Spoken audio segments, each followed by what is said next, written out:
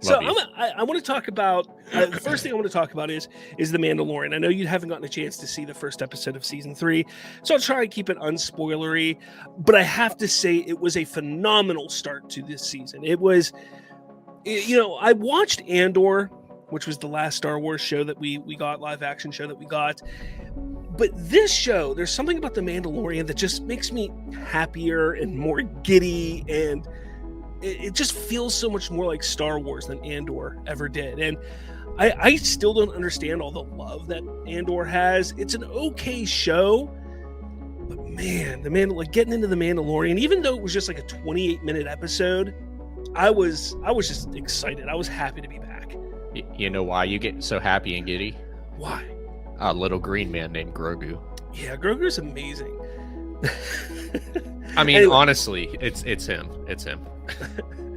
Yeah, no, you're not wrong. I mean, it's great seeing Grogu, and even in this episode, he does some, pretty funny things that a little child would do, who has the ability now to use the Force somewhat, which is pretty cool. He sits in a chair and spins himself around using the Force pushing. He grabs like a little piece of candy from the desk using the Force. It's things like that are really cool.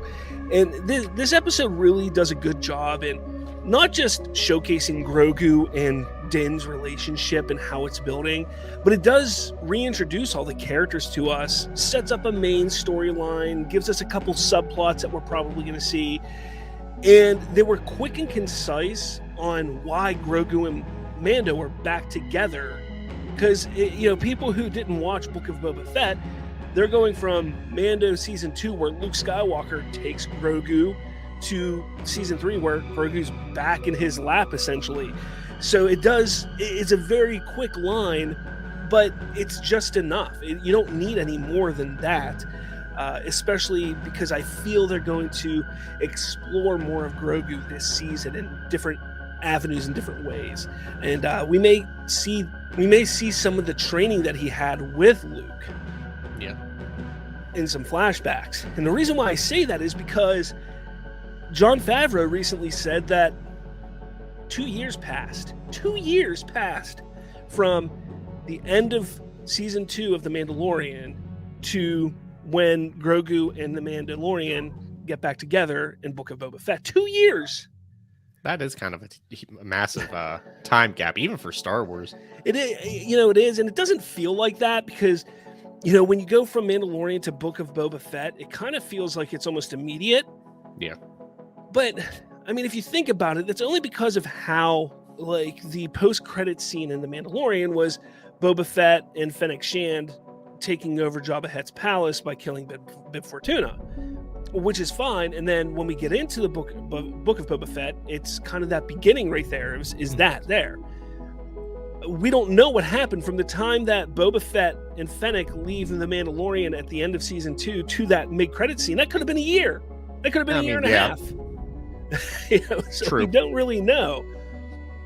But yeah, I think a lot of people are kind of upset about that. But regardless, this first episode in this season, I think was phenomenal. It was just enough to get me back into it, to get everybody back into it, but also leaving us obviously wanting more. And that's the bad thing about this show, is because you just want more and more and more, and then eventually the season ends. You're like, ah! And you're like, 2 more years. Yeah, it had some great action too, and there was even in the beginning of the episode. I don't know if you care about spoilers, but there's this. I literally watched Infinity War on Pornhub. So, in the beginning of the episode, there's this little child, and it's a bunch of Mandalorians, and they're kind of doing the ritual of this kid becoming a true Mandalore, getting his helmet and everything like that, and they lead you to believe that this character is Din Djarin, and it's like this is a flashback, and they do a really good job at that. And all of a sudden, there's this huge alligator monster lizard thing that comes out of the water and attacks all of the Mandalorians that are there. And it's like a 5 to 10 minute long fight of them just trying to defeat this monster, and all the different tactics that the Mandalorians use to do it. And then, I won't spoil anymore, but it is really badass. It's really cool what happens there. And that's a hell of a way to start. Yeah, that's really dope. So And I've only heard because they showed 2 episodes at the premiere 2 nights ago. And a lot of the people that I listen to and watch on podcasts and YouTube channels who actually got to go see it are saying episode 2 is even better. Nice. That's exciting.